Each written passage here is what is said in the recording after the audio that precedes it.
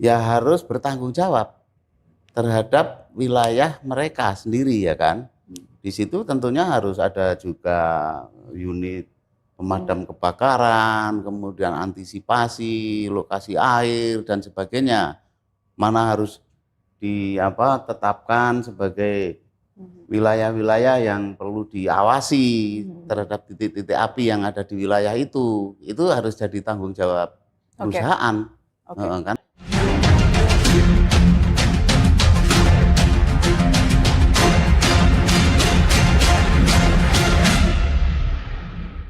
Yang kemarin diblokir rekeningnya, mereka udah sampai di sini. Pertanyaannya aja. Iya dong. Jawabannya. Oke. Jadi ini karena gestur banyak gimmicknya. Yang paling baca berita lihat Historikalnya. Karhutla mengancam sejumlah wilayah Indonesia. Asap pekat, kualitas udara yang menurun hingga terganggunya aktivitas masyarakat kembali menjadi persoalan yang berulang hampir setiap musim kemarau. Di tengah situasi ini, Presiden Prabowo Subianto menunjukkan gestur tegas. Presiden turun langsung ke lapangan, memimpin koordinasi penanganan, dan memerintahkan seluruh jajaran mempercepat upaya pemadaman serta pencegahan karhutla. Namun pertanyaannya, apakah turun langsungnya Presiden, pengerahan besar-besaran dan penegakan hukum sudah cukup untuk memutus siklus karhutla? Atau pemerintah masih sekedar memadamkan api tanpa menyelesaikan akar masalah? Hari ini kita akan menguji sejauh mana keseriusan negara dalam menghadapi karhutla. Apakah gestur Presiden akan menjadi titik balik penanganan karhutla?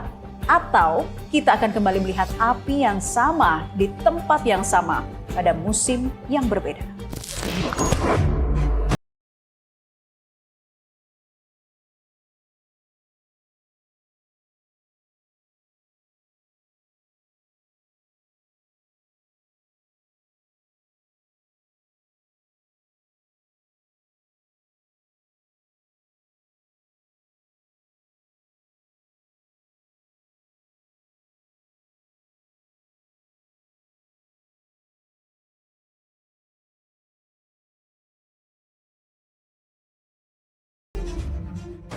Pertanyaan pertama, saya ingin ke Pak Panggah.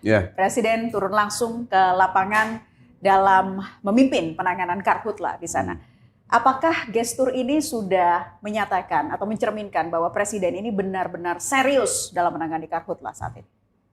Ya, saya kira Presiden yang sibuknya seperti itu ya, meluangkan waktu untuk memimpin langsung rapat mengenai pencegahan kebakaran. Saya kira ini harus dibaca sebagai suatu keseriusan mestinya ya, kedatangan Presiden. Ya, di situ memang ada beberapa ya yang diperintahkan dari Presiden terkait masalah bagaimana kelengkapan dari peralatan, kemudian operasional darat, ya kan, modifikasi cuaca, kemudian ada juga di situ apalagi diperintahkan oleh Presiden kan untuk pencegahan ini booming. Ya, pencegahan dan sanksi penegakan hukum. Bombing water apa itu ya? Oh, waterbombing gitu, ya. Waterbombing dan sebagainya. Dicek secara detail, saya kira Presiden ngecek secara detail nih kepada tim ya. Ya, mudah-mudahan ini sebagai suatu tanda keseriusan, tapi bagi kami tetap nanti akhirnya akan kami pertanyakan seperti apa hasil kerja dari tim dan instruksi Presiden ini apa betul-betul di lapangan dikerjakan dengan baik. Saya kira dari DPR itulah ini seperti itu ya Pak Panggah. Tapi indikator yang bisa diukur DPR untuk memastikan keseriusan ini tidak hanya sekedar kehadiran Presiden seperti apa? Ya kalau kita di ujungnya aja, apakah masih ada asap enggak gitu? Ya kan? Apakah asap masih seperti yang dulu-dulu itu ya sampai gelap, sampai orang susah bernapas dan sebagainya ya? Terparah tuh 2015 kalau tidak salah. Itu paling parah itu, saya kira sudah sangat parah lah. Kita mungkin akan mengambil ujungnya aja di situ, karena kan organisasinya juga sudah ada, ya kan? Kalau katakanlah peralatan masih kurang ya kurang seperti apa bisa kita dukung untuk bisa dilengkapi semua infrastrukturnya misalnya kan gitu. Jadi bukan hanya dari kehadiran, tetapi juga dari hasil Ya, kehadiran akhir penting. penanganannya seperti apa. Itu Kehadiran yang penting, DPR. tapi kerja tim, kekompakan tim, koordinasi dan lain-lain itu menjadi ukuran ya. Nanti hasilnya seperti apa? Itu kira-kira. Oke, saya ingin ke perwakilan dari Walhi. Mbak Uli, pemerintah mengatakan penanganan karhutla ini bukan hanya soal pemadaman, tetapi juga pencegahan dan juga sanksi bagi mereka yang melanggar. Ada penegakan hukumnya di situ. Apakah Walhi melihat ada perubahan ke arah yang lebih serius dalam penanganan karhutla ini? Iya, kalau kami lihat ya, kalau misalnya ada penanganan yang serius dalam konteks karhutla, tentunya tidak akan terjadi karhutla di 2026 dengan dampak yang sangat besar saat ini gitu. Nah, mungkin yang harus diluruskan itu adalah penanganan dan mitigasi ini tidak hanya dimaknai sebagai tindakan teknis dalam konteks misalnya modifikasi cuaca ataupun pemadaman api secara langsung. Tetapi problem karhutla ini harusnya dipandang lebih struktural, Mbak. Karena apa? Karena karhutla ini adalah satu kausalitas dari pertemuan gagalnya tata kelola ekosistem, dalam hal ini adalah gambut ya sebagai ekosistem esensial kita, dan gagalnya tata kelola perizinan gitu. Sederhananya gagal tata kelola gambut itu salah urus sebenarnya terhadap gambut. Gambut ini kan adalah satu ekosistem yang sangat penting dan genting gitu, sehingga perlakuan terhadap ekosistem ini harusnya lebih hati-hati. Ketika kemudian ekosistem gambut kita itu dibebani izin ya, dalam hal ini misal dia untuk sawit atau untuk PBPH dengan model-model implementasi perusahaan dengan mengkanal dan lain sebagainya, maka itu menjadi penyebab dari rusaknya gambut. 80% gambut kita itu dalam kondisi rusak saat ini gitu. Nah, lalu kemudian yang kedua adalah gagalnya tata kelola perizinan. Kenapa gagal? Karena dari 900-an perusahaan dalam catatan kami yang beroperasi di atas ekosistem gambut dan hutan, sampai sekarang itu nggak ada proses evaluasi terhadap izin-izin ini, Mbak. Kita tahu bahwa ekosistem gambut itu penting dan genting, kita tahu bahwa 80%-nya rusak, tetapi apa yang dilakukan terhadap kondisi itu gitu. Nah, sehingga kami kemudian sejak dulu sebenarnya menyerukan bahwa kalau ingin mengatasi karhutla itu atasinlah problem-problem strukturalnya. Jadi harus didekatin dengan tindakan yang menjawab akar persoalan, mengevaluasi seluruh izin yang saat ini beroperasi di kawasan ekosistem gambut gitu. Dari hasil evaluasi itulah kita tahu nih pengurus negara akan mengambil tindakan apa. Dalam catatan kami ada cukup banyak perusahaan yang berulang, bahkan ada beberapa perusahaan yang sudah inkrah di pengadilan terbukti terbakar. Ini yang berizin atau tidak? Berizin. Misalnya satu perusahaan di Kalimantan Tengah, Arjuna Utama Sawit, diputus inkrah bersalah, terbukti membakar di tahun 2022. Ada sanksi pemulihan dan setahu kami sampai sekarang belum dibayar. Ada miliaran, ratusan miliar ya yang belum dibayar dan belum ditagihkan. Dan pada saat ini terbakar lagi gitu. Sebelumnya juga 2023 terbakar lagi. Di Sumatera Selatan juga gitu. Ada putusan yang sudah inkrah terhadap satu perusahaan tidak dieksekusi gitu ya kan, dan kemudian terdapat lagi titik api atau kebakaran di lahannya. Lebih banyak lagi perusahaan yang terbakar mulai dari 2015, 2016, 2023 sampai 2026 gitu. Nah, ini kan sebenarnya harus dibaca sebagai satu kebelum maksimalan untuk menjawab ya akar persoalannya gitu. Nah, itu yang sebenarnya kami dorong untuk dilakukan gitu. Karena kalau tindakannya hanya untuk kemudian melakukan modifikasi cuaca dan nyuruh orang rakyat barisan paling depan untuk memadamkan api, itu akan terus berulang dan itu bebannya ke negara, ke rakyat lagi. Karena itu pakai APBN. Jangan sampai pemerintah terkesan baru kelihatan saat kebakarannya sudah meluas dan menjadi perhatian publik. Kita malu loh Pak Pangga sama negara-negara tetangga. Malaysia, Brunei bahkan sudah mau membawa kasus ini ke ASEAN. Sebagai lembaga pengawas seperti apa DPR? Ya, kalau saya lihat kadang ada permasalahan banyak ya, tapi kita tidak bisa menangkap ini akar persoalannya apa dan itu harus diselesaikan dulu. Menurut saya peta hutan aja masih belum jelas. Abu-abu. Gimana mau kerja dengan keberadaan peta yang masih nggak jelas? Ini dikerjakan dulu menurut saya. baru kita bisa kerja yang lain-lain. Kalau petanya ini aja nggak selesai, ya, apalagi peta api. Salah satunya di dalamnya kan peta api nantinya. Itu masih belum selesai di DPR. Kerjakan ini. Apa yang terus dikejar dari Kemenhub dong berarti? Ya Kemenhub sekarang sedang mau ngerjakan ini. Tapi ya baru kemarin saya lihat dia mulai. Kemenhub sudah berapa puluh tahun dibentuk. Nah ini jadi kepengawasan kita. Saya kemarin diundang ke sana.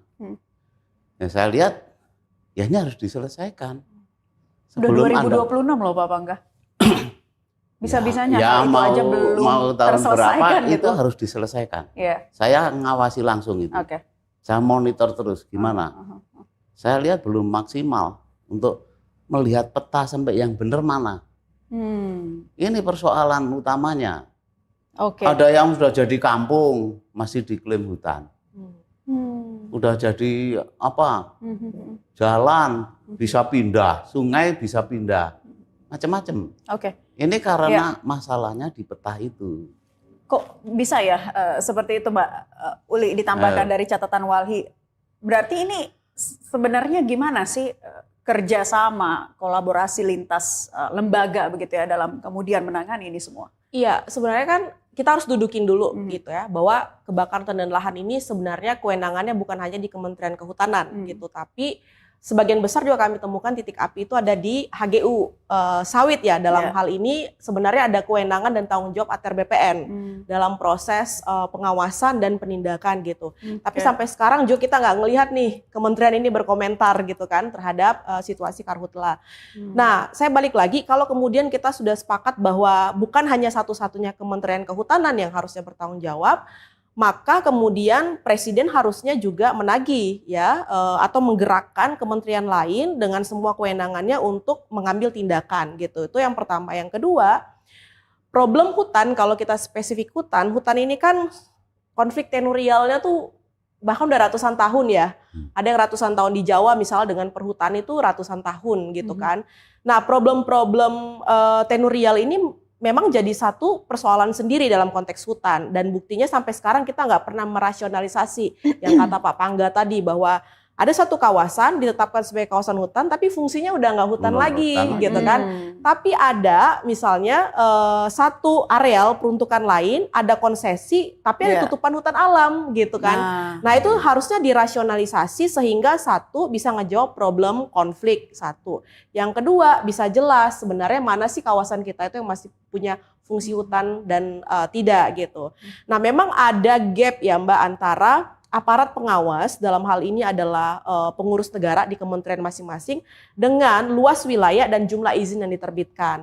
Tetapi ini sebenarnya situasi ini sama di banyak negara, Brazil juga sama. Hanya saja yang membedakan adalah negara lain tuh menjawab gap ini dengan penggunaan teknologi gitu. Nah di kita kan penggunaan teknologinya masih kurang ya Pak untuk menjawab gap tadi itu gitu. Nah saya pikir mungkin ya ini yang harus segera dipercepat tadi, problem-problem soal konflik tenurial, hutan yang nggak jelas di mana, peta tuh ya hanya menjadi salah satu gitu ya kan, dan juga ego sektoral nih, kadang-kadang di kawasan hutan ada sertifikat HGU yang dikeluarkan oleh ATR BPN gitu kan. Nah ini harus diselesaikan nih masing-masing instansi ini. Kadang kita kalau ke Kementerian Kehutanan misalnya ngadu, kenapa nih di kawasan konservasi ada sertifikat gitu ya, kami nggak tahu, itu kan salahnya ATR BPN dong ngeluarin. Kita datang ke ATR BPN bilang oh ini adanya di Kementerian Kehutanan. Nah itu satu problem tantangan yang sering juga kami hadapin gitu. Oke, sekarang kita berbicara soal ketika kebakaran terjadi di wilayah konsesi, Pak Pangga. Seberapa besar tanggung jawab perusahaan tentunya dalam memastikan arealnya tidak terbakar, dan sejauh mana DPR mendorong pemerintah untuk bisa memperketat pengawasan terhadap konsesi? Ya mestinya konsesi itu memang dipegang untuk dasarnya perizinan yang benar kan, itu dulu. Ya kan, perizinan benar ini kadang-kadang ya kebingungannya tadi kembali ke peta yang nggak jelas gitu loh. Orang sudah punya HGU tapi belum punya pelepasan hutan. Kalau ditanya ini pelepasan hutannya gimana? Ya nggak jelas kalau petanya ini. Petanya aja nggak jelas. Petanya nggak jelas. Ngomong yang lain gitu, ya. Ngomongin lain. Nah itu dulu deh ya. Setelah itu saya kira sekarang bagi perusahaan-perusahaan yang benar ya kan, yang pemegang HGU yang benar, dengan prosedur yang benar, urutan yang benar, ya harus bertanggung jawab terhadap wilayah mereka sendiri ya kan. Di situ tentunya harus ada juga unit pemadam kebakaran, kemudian antisipasi, lokasi air dan sebagainya. Mana harus ditetapkan sebagai wilayah-wilayah yang perlu diawasi terhadap titik-titik api yang ada di wilayah itu harus jadi tanggung jawab perusahaan. Karena dia kan usaha juga di situ. Tapi mungkin yang terjadi bukan itu, kebakaran selama ini memang sengaja dibakar misalnya. Kan harus dilihat itu. Memang membuka lahan dengan membakar itu paling murah. Nah ini harus dilihat. Semakin kesini publik sudah semakin tahu bahwa ini kejadian bukan hanya dari sekedar kemarau atau El Nino saja. Iya, jadi kebanyakan faktor manusia. Kalau memang faktor manusia ya harus ditindak tegas. Kan gitu. Ya. Kebakaran ini kan sejak saya kecil juga sudah ada kebakaran gunung-gunung itu kan, karena memang pengaruh panjang gitu kan. Faktor-faktor alam, faktor-faktor gambut, faktor-faktor mungkin batu bara yang membara kan gitu-gitu ya. Itu kan faktor-faktor alam. Tapi faktor manusia ini yang harus betul-betul diambil tindakan terhadap Tapi apakah dari DPR sendiri Pak Pangkas sudah mendapatkan data secara berkala terkait dengan jumlah kasus, tersangka, korporasi yang ditindak, termasuk juga ya sanksi? Itu sih dilaporkan, dilaporkan dan kita monitor tindakannya itu sampai sanksi seperti apa sampai perkara ini sampai ke P21 apa istilahnya ya. Kemudian ke pengadilan terus ambil sanksi. Jangan-jangan berhenti di jalan misalnya kan, berhenti di proses, yang begini-begini kita tanyakan. Ya, kacamata Walhi, banyak kasus yang seperti itu berhenti di jalan?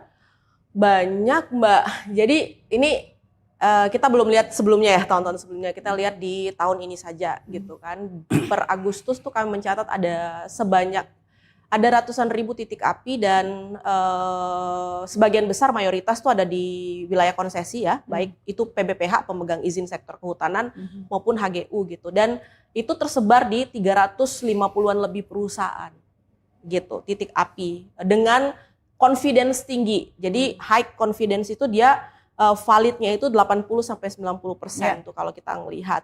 Nah, tapi dalam implementasinya kita ngelihat hanya 6 perusahaan nih saat ini yang baru ditindak gitu ya Mbak, diperiksa lalu kemudian disegel. Nah, penyegelan ini sebenarnya bukan sesuatu hal yang baru. Setiap ada kebakaran hutan dan lahan juga kementerian menyegel gitu. Tapi pertanyaannya pasca nyegel ini apa yang dilakukan gitu kan? Apakah kemudian dia diikuti dengan evaluasi, lalu kemudian diikuti dengan pencabutan izin dan penagihan tanggung jawab dari korporasi untuk memulihkan ekosistemnya atau enggak. Karena sebenarnya semuanya itu sudah diatur secara jelas di dalam perundang-undangan kita, PPLH misalnya, bahkan tidak perlu dibuktikan ya, pendekatan strike liability itu nggak perlu dibuktikan apakah dia sengaja dibakar atau terbakar gitu, pasal 98 dan 99. Ketika ada asap dengan melampaui ambang batas baku mutu, maka itu sudah bisa sebenarnya dijerat gitu kan. Itu yang pertama. Yang kedua, memang di dalam Undang-Undang Kehutanan kita juga jelas. Di dalam peraturan Permen ATR BPN tahun 2016 juga jelas.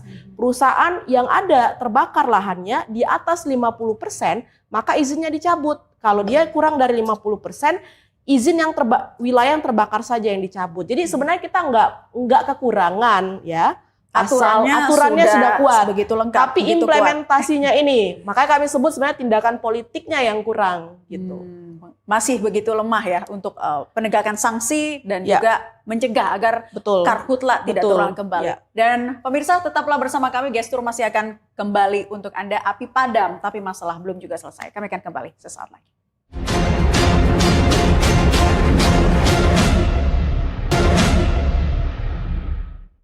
Api boleh padam, tapi bukan berarti masalah selesai. Masih ada persoalan pencegahan, pengawasan konsesi, tata kelola lahan, dan penegakan hukum. Lalu, apakah pemerintah sudah menyentuh akar persoalan karhutla? Kalau ada oknum atau manusia yang sengaja membakar untuk alasan apapun, ya, kasih penjelasan, edukasi ke semua unsur di semua desa. Beri penjelasan bahwa membakar lahan adalah dilarang keras. Ya. TNI dan Polri akan membantu pemerintah daerah, membantu rakyat. Diorganisir per kelompok tani, diorganisir per nanti biayanya bisa melalui KUR, operasi, tapi tidak boleh mereka liar.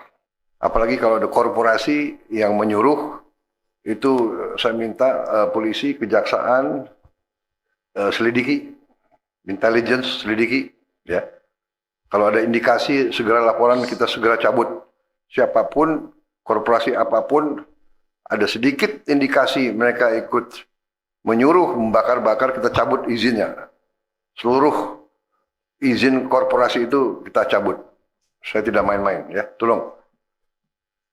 Kepolisian saya kira di sini main peran yang sangat penting. Oke, saya ingin ke Pak Panggah. Dari perspektif DPR, bisa dikatakan kapan sih penanganan karhutla ini bisa selesai? Hanya ketika api padam atau memang sampai dengan penanganan ke akar masalahnya? Iya, akar masalahnya, kalau akarnya akar ya kesadaran sebenarnya.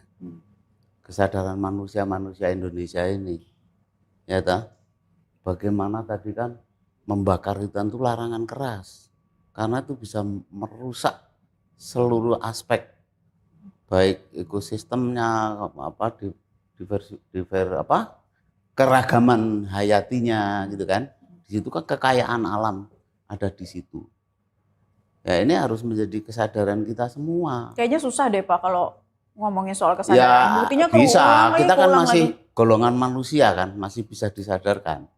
Kecuali kalau sudah bukan golongan manusia. Nah, memang ada bagian atau golongan manusia memang disadarkan kayak apapun memang nggak sadar-sadar. Zolim Nah, gitu ya namanya ya. Nah itu ya diambil tindakan. Tapi Ya. semuanya itu berdasarkan kesadaran. Nah itulah, saya kira itu yang harus terus juga untuk Ya. disosialisasikan. Bahwa perbuatan itu adalah perbuatan yang sangat merugikan. Oke, berarti Gitu. DPR di sini melihat pemadaman dan pencegahan harus menjadi satu kesatuan. Menjadi satu kesatuan dan itu harus laten. Tidak hanya kadang ingat, kadang lupa. Ingat di dalam lupa namanya itu. Ya kan? Harus ingat terus kesadaran itu bahwa tugas Manggala Agni adalah penjuru bagi untuk masalah pemadaman kebakaran ini, pencegahan kebakaran hutan ini. Ya itu orang-orang itu juga harus dalam kesadaran itu bahwa Anda memikul tugas itu. Masyarakat mengharapkan kerja Anda. Dan itu harus terus, jangan sekarang ingat besok lupa, oh El Nino baru ingat lagi. Ya, itu dia, jangan sampai tunggu itu dulu ya. Ya ingat di dalam lupa namanya kalau saya istilahnya. Ingat di dalam lupa, oke. Mbak Uli, tadi kita sudah lihat pernyataan dari Presiden ya, sudah menginstruksikan tindak tegas, bahkan cabut perizinannya. Nah, tapi kan faktanya di lapangan harus seperti apa agar ini tidak terus berulang begitu? Ya, harusnya sih pasca Presiden menyampaikan itu harus diikutin ya oleh para pembantunya, artinya para level kementerian gitu ya kan, para menteri. Nah, kalau misalnya menteri-menterinya nggak jalanin kan itu sama aja kayak bikin malu presiden ya kan. Presidennya udah bilang bahwa harus tindak tegas, cabut gitu, tapi tidak diimplementasikan oleh menterinya gitu. Nah, itu patut dievaluasi juga tuh kan oleh presiden, nih menteri-menterinya kenapa nggak jalanin ini gitu. Nah, yang kedua, pencabutan itu satu hal yang kami dorong ya Mbak, pencabutan izin. Tapi kami perlu sampaikan bahwa pencabutan ini juga harus diikutin dengan tindakan pemulihan. Karena kalau dia hanya cabut saja, tapi dia nggak diikutin dengan tindakan pemulihan, sama aja. Nah, kenapa kami bilang ini penting untuk disampaikan? Kalau kita melihat langgam pencabutan izin dalam 1 tahun terakhir, itu pencabutan izinnya itu selalu disertai dengan pemulihan izin gitu ya, bukan pemulihan lingkungan, pemulihan izin dan menyerahkan izin itu kepada entitas lain. Saya mau ambil contoh misalnya pencabutan 28 perizinan ya di bencana kemarin, bencana ekologis di Sumatera. Itu kan dari perusahaan-perusahaan yang izinnya dicabut, ada yang diserahkan kembali kepada perusahaannya. Ada yang kemudian diserahkan kepada Danantara untuk dikelola oleh Agrinas gitu. Nah, kami nggak mau juga kemudian pasca izin-izin yang terbakar ini dicabut, itu kemudian diserahkan kepada entitas lain gitu. Karena kalau itu terjadi, maka kita nggak akan bisa ngejawab akar persoalan karhutla. Kalau tadi akarnya salah satunya adalah gambut yang rusak, maka sebenarnya ketika izinnya dicabut, ditagih pertanggungjawaban korporasinya, karena pasca izin dicabut itu tidak serta-merta menghilangkan tanggung jawab korporasi untuk memulihkan. Betul. Tagih tanggung jawabnya, pulihkan ekosistemnya. Jangan kemudian dicabut lalu dikasih ke entitas lain. Itu kan sama aja kayak ganti pemain, gitu Mbak. Itu yang juga kami wanti-wanti saat ini gitu. Jadi pencabutan itu juga harus diikutin dengan konteks pemulihan supaya benar-benar kita bisa maksimal gitu dalam menanganin kebakaran hutan dan lahan ini. Oke. Lagi-lagi kalau kita melihat soal penanganan karhutla ini, Pak Pangga, apakah DPR melihat program pencegahannya ini sudah cukup kuat? Kalau bisa dibilang ya belum sama sekali atau bagaimana? Progres ada lah, Ada. kita menjadi lebih baik lah saya kira. Kalau dibandingkan dengan yang lalu-lalu itu ya, itu kan waduh gelap gulita kayak gitu ya. Siapa ini yang tanggung jawab ini kan kita nggak jelas gitu ya. Saya kira relatif cukup menguat lah. Terkait dengan masalah pencegahannya. Hanya memang pemadamannya ya. Hanya masalah pencegahan tidak sekuat pemadaman kayaknya semangatnya ya. Nah, ini yang saya kira harus dua-duanya didorong. Untuk pencegahannya juga harus tidak hanya kalau ingat saja ya kan. Kemudian pemadamannya juga demikian ya kan. Mana titik-titik yang segera harus bisa dipadamkan sebelum itu api meluas misalnya gitu. Saya kira juga harus kita apresiasi lah. Ini ada kemajuan mengenai. Terakhir kapan DPR sempat memanggil kementerian terkait? Tanggal 18, tanggal 18 Agustus. Ya. Hasil dialognya bagaimana tuh Pak Pangga? Hasil dialognya ya sudah ada ini seperti itu mekanismenya ininya ya. Kemudian sampai daerah seperti apa, koordinasi Manggala Agni dengan TNI, dengan Polri gitu kan. Kemudian dengan masyarakat peduli api ya sudah dijelaskan. Cuman kan kalau di DPR itu paling gampang, masih ada asap nggak nanti gitu. Kalau begitu masih ada asap kita panggil lagi kan gitu. Gitu aja, kita kan nggak akan ngurusi sampai teknis gitu. Kita hanya ada asap nggak. Kalau nggak ada asap berarti harus diapresiasi itu kerjanya bagus. Kalau masih ada asap ya kita tanya lagi gitu aja. Oke. Dari Walhi, kalau titik api muncul lagi nih di wilayah konsesi, apa yang seharusnya dilakukan pemerintah? Apakah perusahaan yang itu langsung harus diperiksa? Iya, harus diikutin dengan pemeriksaan lebih lanjut ya, evaluasi izinnya. Nah, tapi mumpung nih Pak Pangga kan dari Komisi 4 ya. Betul, silakan mungkin ada yang ingin disampaikan dari Walhi. Jadi kalau kita tadi sepakat bahwa persoalan kebakaran hutan dan lahan ini adalah problem struktural ya Pak ya. Tadi ada peta yang belum selesai gitu, ada hal-hal yang belum dijalankan gitu. Nah kalau kita ngelihat gitu ini dalam konteks strukturalnya, ada sih sebenarnya kita punya undang-undang soal kehutanan ya Pak ya, yang sekarang juga lagi direvisi nih Mbak, proses revisi undang-undang kehutanan. Nah menurut kami sebenarnya dari apa yang terjadi saat ini, kemudian penting sebenarnya mengatur norma untuk membatasi pemberian izin di kawasan hutan, gitu.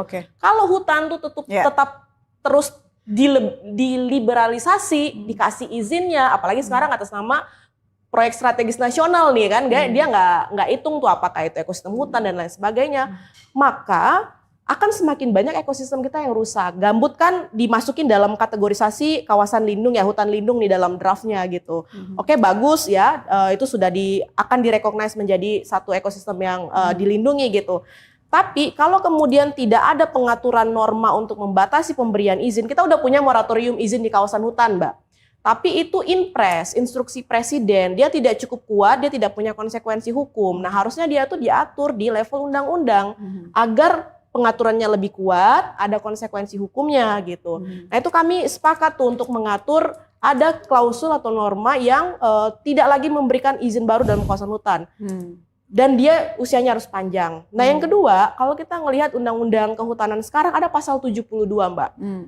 Pasal 72 ini sebenarnya memberikan legal standing kepada Kementerian Kehutanan untuk bisa mewakili masyarakat korban akibat kerusakan hutan. Kalau kita tadi percaya bahwa kebakaran hutan dan lahan ini adalah bagian dari kerusakan hutan gitu, maka sebenarnya Kementerian Kehutanan tuh bisa didorong untuk memakai legal standing-nya. Kan kita secara kemanusiaan kita juga sedih dan prihatin ya Mbak melihat saudara-saudari kita di lokasi-lokasi kebakaran hutan dan lahan menghirup asap, anak-anak nggak bisa sekolah, ibu hamil juga terdampak gitu kan. Ini harusnya dipulihkan nih kerugian masyarakat ini. Pakai dong Kementerian Kehutanan legal standing-nya. Mungkin Komisi 4 juga bisa mendorong tuh Kementerian Kehutanan untuk memakai pasal 72 ini mewakili masyarakat korban untuk menagih pertanggungjawaban dan memulihkan hak-hak mereka gitu. Oke, silakan Pak Panggah ditanggapi. Tadi katanya Mbak Uli ada undang-undang yang sedang direvisi. Apakah nantinya akan ada masukan untuk penambahan soal perizinan perusahaan dibatasi begitu ya, dan juga hal-hal tadi ada terkait dengan legal standing-nya. Silakan. Ya, saya kira revisi undang-undang ini untuk melengkapi berbagai aspek lah yang selama ini kita lihat ada hal-hal yang masih perlu diatur. Mungkin juga ada masukan-masukan apalagi khususnya yang terkait dengan kebakaran hutan ya. Pasal-pasal yang perlu ditambahkan untuk memperkuat itu, ya kan? Legal standing dari kementerian atau lembaga terkait lainnya gitu ya.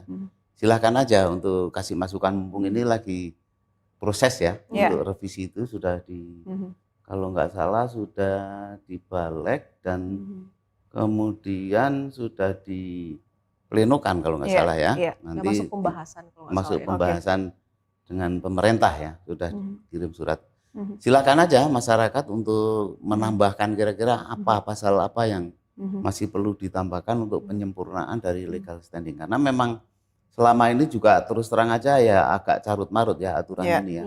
Kadang diserahkan ke daerah, pegang aturan daerah, tarik pusat. Ini kan juga tidak sepenuhnya ya. Para pelaku ini salah gitu karena memang mengikuti aturan pada saat itu. Kemudian ditarik ke pusat lagi kan juga ya gimana dulu begitu. Ada yang sebagian seperti itu. Nah, ini kan sekarang kita sempurnakan aja semuanya untuk supaya hutan ini tidak lagi menjadi hukum rimba gitu ya. Jadi memang betul-betul penegakan hukum itu menjadi sangat menjadi kunci lah dari suatu tadi sempat saya tanya lagi ke Mbak Uli tadi menarik soal pasal 72 itu ya. Itu melibatkan masyarakat di sana karena kan kita tahu memang kerugiannya ini tidak sedikit apalagi berdampak pada kesehatan, gangguan aktivitas warga dan lain-lain. Jadi nantinya akan seperti apa kalau memang itu bisa dijalankan dengan sebaik-baiknya? Ya, itu harus di-exercise, Mbak. Dan yang bisa meng-exercise itu adalah Kementerian Kehutanan karena legal standing-nya ada di mereka. Setahu kami sampai saat ini itu nggak pernah di-exercise tuh pasal 72 itu gitu. Saya pikir ini waktunya ya. Kalau memang Kementerian Kehutanan misalnya punya posisi politik berpihak pada rakyat, gunakan, coba exercise pasal 32. Sudah saatnya juga saudara-saudari kita itu mendapatkan hak pemulihan gitu dari apa yang mereka alami selama ini setiap tahun loh Mbak. Gitu kan. Sekarang tuh anak-anak tuh di beberapa wilayah ada yang sudah ditutup ya sekolahnya diliburkan, tapi ada beberapa wilayah juga yang nggak diliburkan gitu. Saya nggak bisa membayangkan berapa kerugian material dan non material dari masyarakat. Orang-orang yang bergantung hidupnya pada pekerjaan pendapatan harian tuh pasti akan terbatas gitu. Nah saya pikir ini perlu dipulihkan gitu. Di sanalah peran negara ya dalam hal ini adalah Kementerian Kehutanan untuk memainkan peran itu. Gitu. Bisa akan terus didorong nantinya Pak Panggah jika Kementerian Kehutanan berpihak pada rakyat. Saya kira perlu kita dorong untuk sampai ke tujuan itu ya. Karena memang selama ini kan masyarakat udah dirugikan sedemikian sangat tidak ada kompensasi apa-apa kepada siapa dia harus minta kompensasi dan lain-lain ya. Nah ini dengan adanya nanti progres kemajuan penanganan ini sekaligus kasus-kasus seperti kerugian yang dialami masyarakat setempat itu harusnya bisa dikompensasi mereka yang langsung jadi korban di situ kok, ya kan? Harus itu nanti gimana di dalam aturan dan sebagainya ya kan, di undang-undang ini perlu disempurnakan bagaimana kompensasi itu harus diberikan ya kepada masyarakat khususnya masyarakat di sekitar hutan itu. Selama ini masyarakat tuh berjuang sendiri Mbak gitu. Pemerintah hanya menghimbau menggunakan masker untuk keluar rumah. Dan orang harus bayar sendiri maskernya, kecuali maskernya diberi kasih gratis juga lumayan ya. Ini kan harus bayar sendiri juga maskernya gitu. Di Riau kami juga melakukan CLS ya beberapa tahun yang lalu dan itu jelas putusannya. Jadi pemerintah itu harus menyiapkan fasilitas rumah sakit khusus paru gitu dan memberikan layanan pelindung diri itu secara gratis gitu. Di Kalteng juga kami melakukan CLS sampai ke kasasi tuh menang tapi gagal pas PK pada waktu itu. Dan jelas tuh negara tuh harus memastikan ada fasilitas kesehatan, rumah sakit khusus paru dan lain sebagainya. Untuk penanganan ISPA juga khususnya ya, ada tabung oksigen. Betul. Nah, yang mau saya bilang adalah selama ini masyarakat tuh udah berjuang mendapatkan haknya untuk dipulihkan gitu. Tapi nggak semuanya juga putusan itu tuh adil gitu ya kan, ataupun diimplementasikan gitu. Nah, ini nih juga harus, makanya saya bilang tadi penting pasal 72 ini untuk di-exercise. Oke, singkat saja Pak Pangga sebelum jeda, apa yang paling harus bisa diubah, terutama dari pengawasan itu tadi? Kalau DPR mendorongnya seperti apa? Menurut saya itu tadi yang seperti awal saya sampaikannya, dari segala persoalan yang kelihatannya kok complicated gitu ya. Itu kita harus bisa menemukan apa akar masalahnya dan kemudian itu diselesaikan itu masalah itu. Saya melihat sih masalah itu, peta itu harus diselesaikan apapun. Kalau itu nggak diselesaikan sampai kapanpun kita tidak bisa menyelesaikan masalah-masalah berikutnya. Akan terjadi carut marut nggak karuan, termasuk katakanlah aturan, undang-undang, PP dan sebagainya dilahirkan, kalau barangnya itu nggak jelas juga susah juga diterapkan. Nah ini saya kira titik awal dari kesadaran untuk menyelesaikan itu dan saya monitor terus itu, karena sedang dikerjakan sekarang di Kementerian Kehutanan ini. Nah. Kita tentu akan tunggu nantinya hasilnya seperti apa. Iya. Mungkin asap tidak terlihat di tahun ini, bisa kemudian dipadamkan. Tapi apakah tahun-tahun depan akan bisa juga, akan kelar juga masalahnya atau masih carut marut? Kami masih akan kembali untuk membahas ini. Seusai jeda, tetap di Gestur.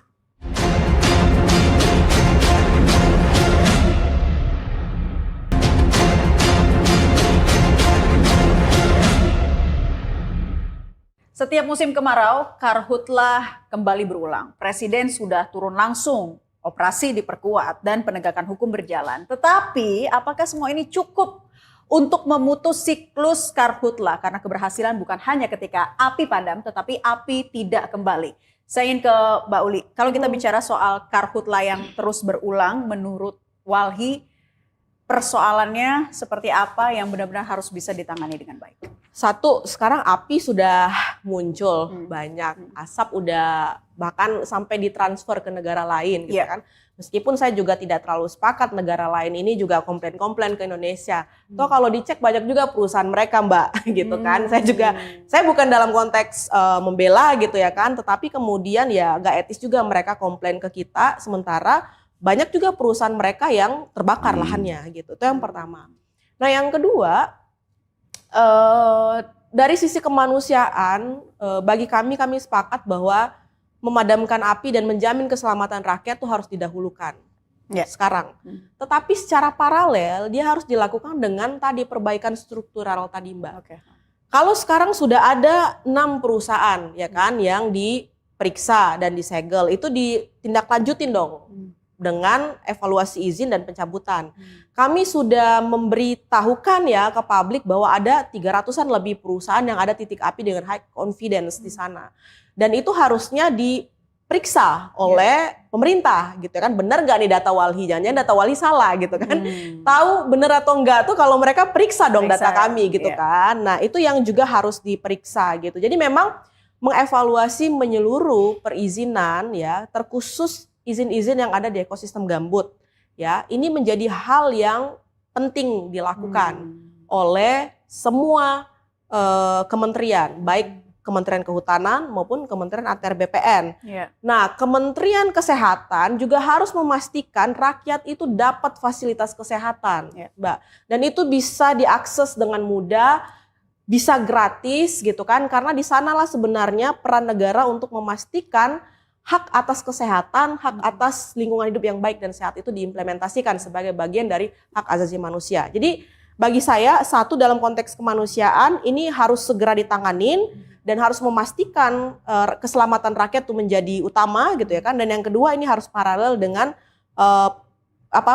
perbaikan tata kelola tadi gitu. Evaluasi menyeluruh izinnya, mulai dari izin yang beroperasi di ekosistem gambut, tegakkan hukum, cabut izinnya, tagih tanggung jawab korporasinya gitu ya kan. Tadi si Menhub juga bisa pakai pasal 72 untuk memulihkan hak rakyat, LH bisa pakai legal standingnya untuk menagih pemulihan korporasi untuk lingkungan, dan kementerian lain atau BPN juga melakukan evaluasi. Nah ini karena dia lintas kementerian gitu Mbak, maka sebenarnya memang di sana laporan presiden harusnya memastikan menteri-menteri itu menjalankan tugasnya. Presiden sudah berkali-kali menyatakan ini akan difokuskan juga untuk penegakan sanksinya bagi yang nakal-nakal ini begitu ya. Dan kemudian ada sinergitas antar kementerian lembaga yang seharusnya memang nanti juga akan bisa terus didorong oleh DPR. Bukan hanya Kementerian Kehutanan. Akankah nanti DPR juga bisa memberikan masukan dan terus mendorong koordinasi sinergi antar lembaga?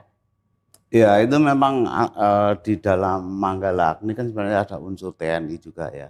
Ada unsur Polri, ada Pemda, ada masyarakat peduli api dan sebagainya. Nah, jumlah personel juga udah 1.800 atau berapa gitu ya sekarang ya. Nah, ini saya kira perlu diperkuat ini. Kalau ada hal-hal perlu dukungan dari kami, dari DPR RI juga pasti kami dukung. Apakah terkait anggaran, terkait aturan dan sebagainya ya. Tapi kita tetap masih respon terhadap kebakaran ini relatif banyak kemajuannya pemerintah. Tadi seperti yang saya sampaikan, tapi untuk pencegahan saya ngelihatnya masih belum kuat gitu ya. Niat untuk bagaimana pencegahan ini diresponnya dengan yakin ya, terukur gitu ya. Dan saya kira itu harus evaluasi dengan data yang benar juga. Selain data tadi mengenai peta, data-data titik api dan sebagainya ya. Kemudian kan bagaimana ya masa lalu penanganannya, evaluasinya seperti apa. Ini kan kita bukan pertama kali baru ngerjakan ini ya. Sudah yang lalu-lalu kan ada orang ngerjakan juga. Itu dulu seperti apa gagalnya, kemudian yang baiknya seperti apa, keberhasilannya seperti apa, penyempurnaannya seperti apa gitu loh. Ini harus betul-betul menjadi dasar dari cara kerja kita untuk dalam hal pencegahan terutama gitu. Saya belum melihat pencegahan ini adanya suatu pekerjaan yang terus-menerus, dan kita juga sudah tahu El Nino itu kan ada siklusnya. Jangan pas ada El Nino aja kita ingat gitu loh. Udah deket-deket El Nino baru ingat. Ini kan terulang gitu ya. Nah, pengulangan ini kan bisa dibaca nih sebenarnya trennya seperti apa. Harus seperti apa kita dan sebagainya. Ini saya kira yang perlu dari Wahli ditambahkan kalau soal pencegahan ya, tadi sempat disinggung juga soal keberadaan teknologi ya, mungkin di negara-negara lain lebih canggih begitu.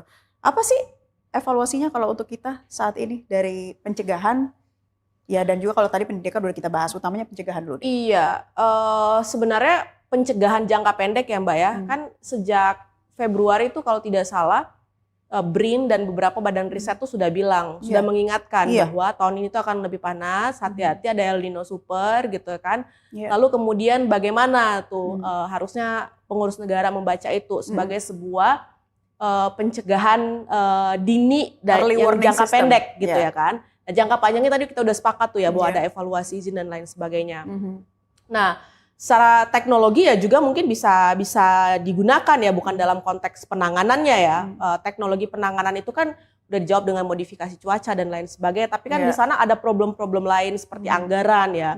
Mbak ya, saya pikir kayaknya udah cukup deh Presiden ninjau lapangan, biayanya itu dialihkan aja lah untuk penanganan ya kan ya, mungkin lebih bermanfaat gitu kan. Itu yang pertama. Yang kedua, saya mumpung ingat gitu Mbak. Kita itu masih punya TAP MPR 9 tahun 2001. TAP MPR 9 tahun 2001 ini soal pembaruan agraria. 25 tahun yang lalu sebenarnya negara kita itu sudah menyadari bahwa ekonomi yang dibangun di atas model pertumbuhan ya kan, itu akan berdampak pada kerusakan lingkungan hidup yang masif dan ketimpangan agraria. 25 tahun yang lalu udah dijawab. Udah diakui oleh negara, diproyeksi oleh negara melewat TAP MPR 9 tahun 2001. Nah, mandatnya apa? Mandatnya itu satu, selain mengevaluasi perizinan, dua, dia mengevaluasi dan bisa mencabut undang-undang ataupun kebijakan-kebijakan yang di luar semangat pengelolaan agraria yang berkeadilan dan berbasis pemulihan lingkungan gitu. Tapi TAP MPR ini nggak pernah dijalanin, Mbak. Harusnya itu dilaporkan pada saat sidang tahunan MPR. Tapi di pidato dan laporan Presiden kemarin tuh nggak pernah dilaporkan apakah itu sudah diimplementasikan atau belum dan sejauh mana. Nah, saya pikir tadi ini udah bisa dijadikan sebagai kompas konstitusi kita untuk memastikan adanya hukum yang kuat, substansi hukum yang kuat, implementasi dari hukum gitu ya kan, dan kemudian bisa memutus siklus kebakaran hutan dan lahan tadi. Gitu. Oke, Pak Panggah ditambahkan, jadi berkaitan dengan tadi ya, pencegahan juga harus diperkuat dengan adanya kebijakan-kebijakan mengenai tata kelola dan hukumnya juga harus kuat. Seperti apa ditambahkan? Ya, itu saya kira kita tidak perlu menyesali apa yang sudah terjadi ya. Yang penting semua itu jadi pelajaran bagi kita. Memang untuk jadi pintar itu dari bodoh dulu gitu ya. Jadi makanya saya kira yang penting ini berproses orang satu bangsa atau orang atau bangsa atau kelompok orang itu memang harus berproses, tapi proses ini harus menuju proses yang menjadi lebih baik karena ada proses yang menjadi tidak lebih baik. Nah, saya kira ini tadi dikatakan memang pertumbuhan bisa merusak lingkungan dan sebagainya, mengorbankan lingkungan dan sebagainya. Saya kira itu suatu kewajaran sebenarnya. Di Cina juga dulu polusi luar biasa waktu mereka ngejar pertumbuhan, tapi kan lama-lama jadi pintar ya. Dengan mengerjakan itu, punya pengalaman, punya kepintaran, akhirnya dia lama-lama direduksi seperti industri besi baja yang tadinya polusi sekali. Sekarang sudah pakai teknologi yang lebih baik lah. Saya kira kita harus menuju ke sana. Ya. Tapi apa kebijakan yang paling mendesak untuk dilakukan saat ini menurut Anda? Kebijakan apa? Kebijakan mengenai penanganan ini, karhutla. Iya, ini semua jadi pelajaran semuanya lah ya. Kita mumpung sekarang ini kita ada niat pemerintah, niat negara untuk menjadi benar semuanya. Ya coba kita semua bekerja untuk termasuk aturan dan juga iya semuanya. Ya detail-detailnya itu seperti apa. Ya. Kan semuanya itu kan dasarnya kan adalah proses. Berarti tahun depan kalau misalnya masih ada karhutla kita nggak belajar dong Pak setahun ini. Iya, artinya kita nggak jadi sepertinya lama banget ya mau pinternya dan punya rasa sense of empathy. Iya. Bukan, kepada masyarakat kepintaran sendiri. Itu memang pelan, nggak bisa cepet. Kayak orang ngisi botol dengan air, nggak mungkin seember itu langsung dituang toh, sedikit, jadi agak pinter, Saya ngelihat kita adalah proses ke situ, ya memang kadang nggak puas ya, iyalah ya, memang itu tanda-tanda kita mau maju kalau nggak puas itu.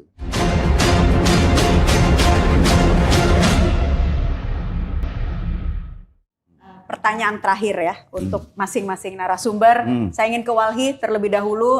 Saya ingin meminta Walhi menilai pemerintah secara konkret. Presiden sudah turun langsung. Operasi pemadaman diperkuat. Penegakan hukum berjalan. Dari semua langkah tersebut, apa yang sudah on the track dan apa yang masih kurang? Silakan. Ya, on the track-nya itu ya pemadaman tadi menurut kami on the track ya karena memang harus dilakukan ya Mbak ya. Sudah ada apinya ya harus dipadamkan ya kan. Kebangetan juga kalau nggak on the track kalau yang itu gitu. Tapi yang tadi sih problem strukturalnya tadi yang belum kejawab gitu. Nah kalau misalnya kita tahun ini pakai bahasa tadi belajar ya Mbak ya gitu ya kan. Tapi kalau misalnya tahun depan kita masih ada karhutla lagi gitu ya kan, maka sebenarnya ya perlu dicek proses pembelajaran kita ya Pak ya. Berarti ada upaya-upaya untuk menjawab problem struktural itu yang belum maksimal. Saya mau kasih ingat Mbak, 97 itu ada kebakaran hutan dan lahan besar. Tahun 97 di Indonesia.